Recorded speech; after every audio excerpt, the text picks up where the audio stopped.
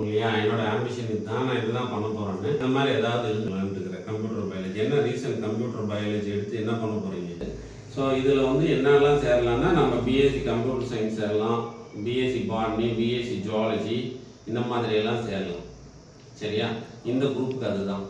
Next ஒன்று வந்து பார்த்தீங்க அப்படின்னா கம்ப்யூட்டர் காமர்ஸ்னு ஒன்று இருக்கு. Computer commerce.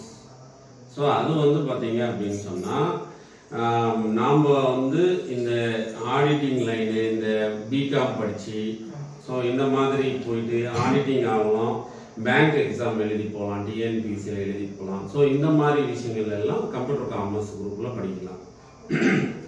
மேக்ஸ் கம்ப்யூட்டர்னு ஒன்று இருக்குது. மேக்ஸ் கம்ப்யூட்டர் இதில் கண்டிப்பாக கணக்கு வரும்.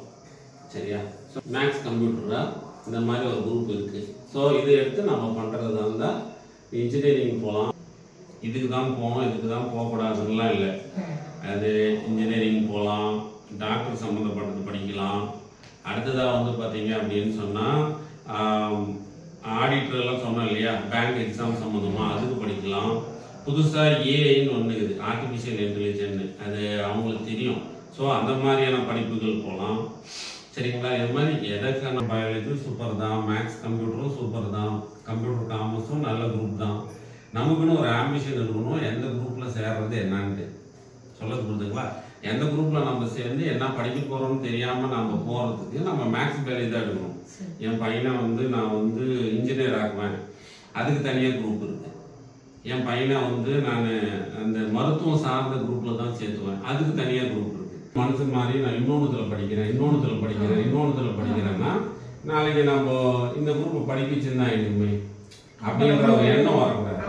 ஸோ அதனால மேக்ஸ் பயாலஜி எடுத்துக்கிறது நல்லதுன்னு சொல்ல வராங்க. சரியா? மேக்ஸில் நீ வந்து என்ன மார்க்குன்னா மீதிலெல்லாம் நீ நல்ல மார்க் எடுத்த அப்படின்னா ஸோ உங்களுக்கு ஏதாவது ஒரு குரூப்பில் நீ காலேஜில் போய் சேர்ந்துக்கலாம். உன்னோட குரூப்பு நான் கம்பல்லாம் நான் யாரையும் பண்ணுறதெல்லாம் இல்லை. சரியா?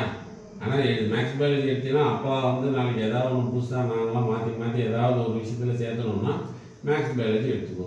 இல்லை நான் குறிப்பிட்டு இதுதான் படிக்கிறேன், இன்ஜினியராக தான் ஆகும்னா மேக்ஸ் கம்ப்யூட்டர் எடுத்துக்கலாம்.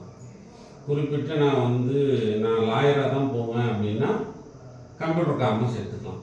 இப்படி குறிப்பிட்டு படிக்கிறவங்களாம் சிலர் இருப்பாங்க, அவங்களுக்கு நான் அப்படி தான் சொல்லுவேன். ஏன்னா நம்ம தமிழ் மீடியம் இருக்குது நம்ம ஸ்கூலில்.